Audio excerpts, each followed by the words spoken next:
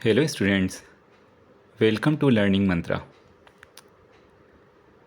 आज हम class 12th retail के यूनिट 6 नॉन स्टोर रिटेलिंग के थर्ड सेशन टेली मार्केटिंग के बारे में पढ़ने वाले हैं। इससे पहले हम इसी यूनिट के फर्स्ट सेशन ई रिटेलिंग और सेकंड सेशन ई मार्केटिंग के बारे में अच्छे से पढ़ चुके हैं। तो स्टार्ट करते हैं telemarketing. First question is what is telemarketing? Telemarketing क्या है? कुछ रिटेलर्स टेलीफोन के माध्यम से ग्राहकों को प्रोडक्ट या सर्विसेज बेचने के लिए तैयार करते हैं। टेलीफोन के माध्यम से सर्वे करके ग्राहकों की आवश्यकता की जानकारी प्राप्त कर ग्राहकों को आवश्यकता के अनुरूप उत्पाद और सेवाएं ग्राहकों को प्रस्तुत करते हैं। ग्राहकों को अपने उत्पाद और सेवाओं के बारे में टेलीफोन के माध्यम से बेचने को ही टेली मार्केटिंग कहा जाता है। ठीक है, क्लियर हो चुका होगा कि टेली मार्केटिंग क्या है। फ़ोन के माध्यम से, मोबाइल के माध्यम से कस्टमर्स को अपने प्रोडक्ट या सर्विसेज के बारे में बताना और उनके अपने स्टोर पर बुलाकर प्रोडक्ट या सर्विसेज बेचना ही टेली मार्केटिंग कहलाता है। टेली मार्केटिंग में क्या क्या कार्य शामिल हैं?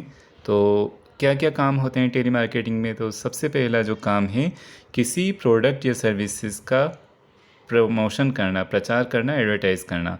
किसी भी नया प्रोडक्ट लॉन्च हुआ है या पुराना प्रोडक्ट है, उसको नए कस्टमर्स को बेचना है, या कोई सर्विस है, कोई ऑफ़र है, उसके बारे में प्रचार करना, प्रमोट करना, उसको टेलीफोन के ज़रिए वो टेली मार्केटिंग में आता है।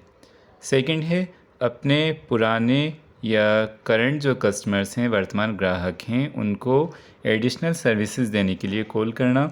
जैसे बैंक वाले आपको फ़ोन करते हैं कि सर आपको एक ऑफ़र दिया जा रहा है, एक पॉलिसी दी जा रही है आपको, या डेबिट कार्ड में आपको एक एडिशनल सर्विस दी जा रही है, क्रेडिट कार्ड देते हैं। तो फ़ोन करके अपने पुराने ही कस्टमर्स को या अपने जो अभी करंट में कस्टमर्स हैं उनको फ़ोन करके एडिशनल सर्विसेज देना, वो टेली मार्केटिंग में किया जाता है।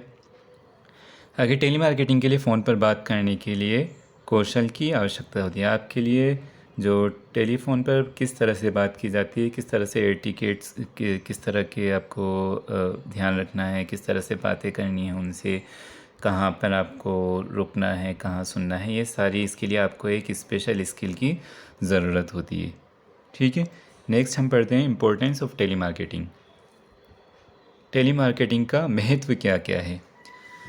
फर्स्ट इसमें दे रखा है डेटाबेस बनाने के लिए टेली मार्केटिंग का उपयोग। डेटाबेस क्या होता है?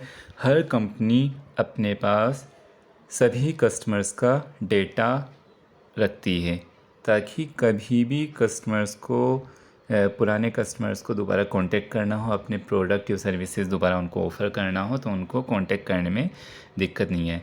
तो डेटाबेस बनाने के लिए टेली मार्केटिंग का उपयोग किया जाता है। टेली मार्केटिंग का काम खुद रिटेलर नहीं करते हैं, रिटेलर किसी थर्ड पार्टी को, कॉल सेंटर्स वाले जो होते हैं उनको इस काम को करने के लिए काम देते हैं। वो उनको काम दे देते हैं कि आप इतना साल भर का इतना पैसा ले लीजिएगा और हमारे कस्टमर्स को आप टेली मार्केटिंग के ज़रिए हमारे प्रोडक्ट की सर्विसेज के बारे में बता दीजिएगा।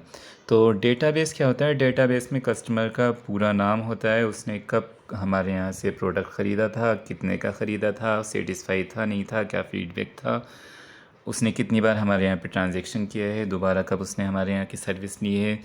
तो ये पूरा डेटाबेस में उसका address, phone number, mail ID सब कुछ डेटाबेस में होता है। तो डेटाबेस बनाने के लिए टेली मार्केटिंग का उपयोग किया जाता है। नेक्स्ट है इसमें ग्राहक को अपने साथ जोड़े रखने के लिए।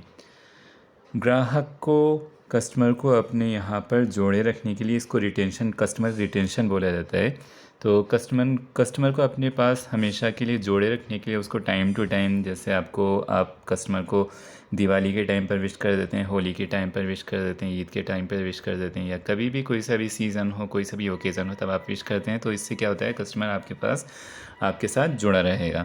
नेक्स्ट है क्रॉस सेलिंग। क्रॉस सेलिंग के लिए भी टेली मार्केटिंग का प्रयोग किया जाता है। जैसे आपने कोई सर्विस पहले से ले ली लेकिन जो रिटेलर है वो आपको दूसरा प्रोडक्ट भी साथ में देना चाहता है, संबंधित प्रोडक्ट भी देना चाहता है, तो आपको टेली मार्केटिंग के ज़रिए क्रॉस सेलिंग कर सकता है। जैसे हमने क्रॉस सेलिंग पहले भी पढ़ा था कि एक कस्टमर शर्ट लेना चाहता है, वो शर्ट लेने के लिए घर इरादा करके घर से निकला, लेकिन जब वो दुकान पर उसने शर्ट ख़रीद ली तो रिटेलर ने उसको टाई भी सजेस्ट कर ली कि सर आप टाई भी ले लीजिए। तो उसको टाई पसंद आ गई, उसने शर्ट के साथ टाई भी ख़रीद ली। तो इसको बोला जाता है संबंधित उत्पाद को बेचना, क्रॉस सेलिंग कहा जाता है। नेक्स्ट है मार्केट रिसर्च। मार्केट रिसर्च आपके फर्स्ट यूनिट में ही सेकंड सेशन है। मार्केट रिसर्च क्या होता है? रिसर्च ऐसी चीज़ है जो हमेशा चलती रहती है।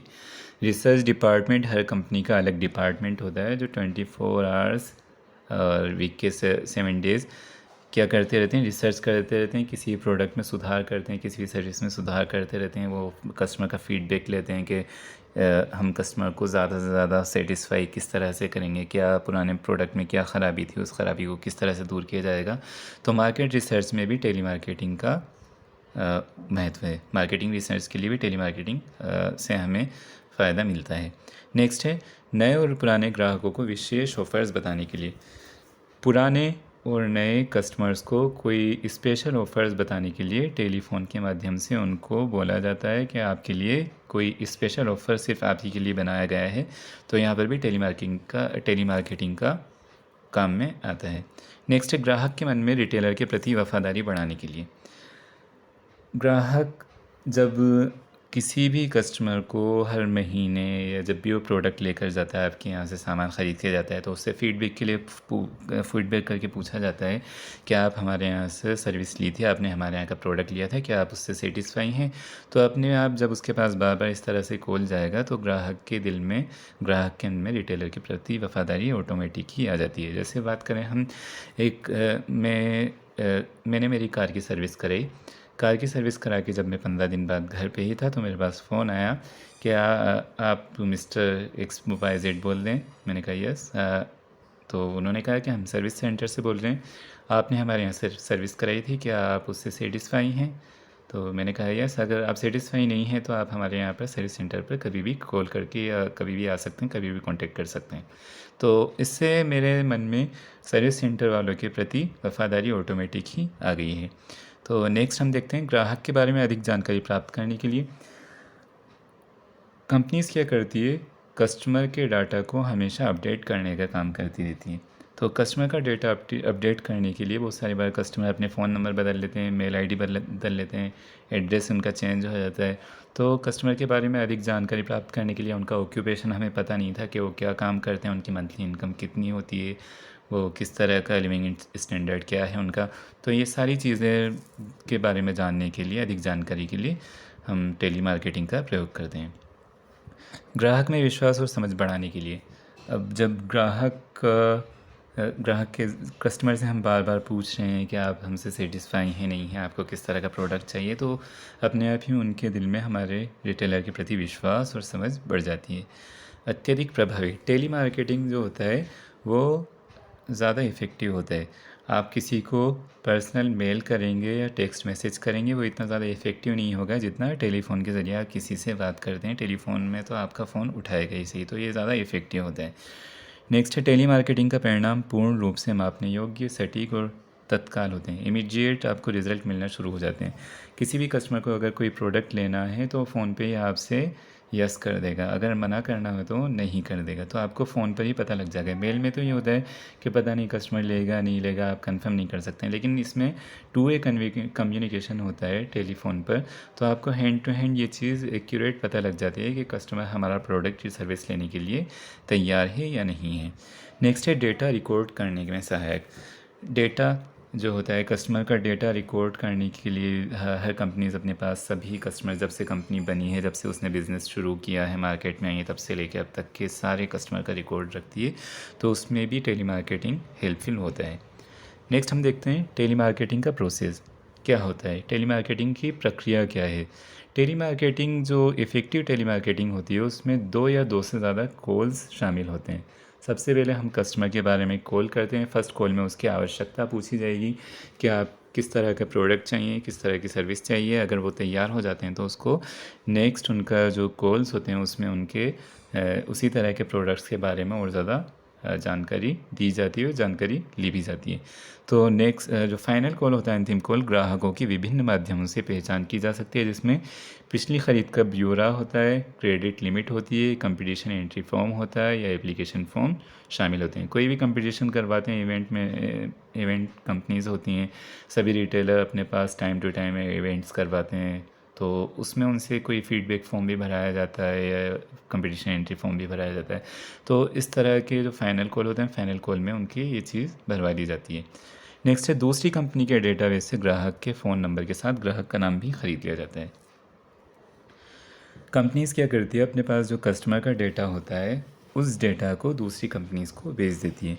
जैसे अभी आप 12th क्लास में पढ़ रहे हैं, आप अभी समर वेकेशन जैसे आपके एग्ज़ाम्स कंप्लीट हो जाएंगे तो आपके पास बहुत सारे इंस्टीट्यूट्स के कॉल आने लग जाएंगे कि हम आपको ये वाला कोर्स करवाते हैं या वोकेशनल कोर्सेज़ करा रहे हैं, या कोई एनएसडीसी का जो चलता है स्किल इंडिया प्रोजेक्ट, उसके तहत आपको कोई, या कोई अगर आप मेडिकल से रिलेटेड मेडिकल फील्ड के हैं, मेडिकल स्ट्रीम के हैं, तो आपके पास कोई जो मेडिकल की प्रिपरेशन कराते हैं उन इंस्टीट्यूट्स के कॉल आने लग जाएंगे। तो स्कूल वाले क्या करते हैं, आपका डेटा उन कंपनीज़ को या उन इंस्टीट्यूट्स को भेज देते हैं, तो आपके नाम के साथ, एड्रेस के साथ। तो इस तरह से कंपनीज़ क्या करती हैं, आपस में कस्टमर का डेटा शेयर करती हैं, एक दूसरे को भेज देती हैं। नेक्स्ट, टेलीफोन डायरेक्टरी या पब्लिक लिस्ट से भी ग्राहक का डेटा प्राप्त किया जा सकता है। टेलीफोन डायरेक्टरी जो होती है या पब्लिक लिस्ट, आजकल ट्रू कॉलर से भी नाम पता कर लिया जाता है, सिर्फ नंबर डालते हैं, नंबर से ही कस्टमर का नाम पता लग जाता है। इसलिए इसमें आज जो डिजिटल युग है, कर वर्तमान में, प्रेजेंट में, इस तरह की कोई दिक्कत नहीं है, आपको नाम कहीं से भी पता कर सकते हैं। जब भी हम किसी कस्टमर से नाम से बात करते हैं तो उस अपने आप वो सोचता है कि हमें किस तरह से जानते हैं, तो अपना फेमिलियर हो जाते हैं। इसीलिए नाम के साथ में जब भी आप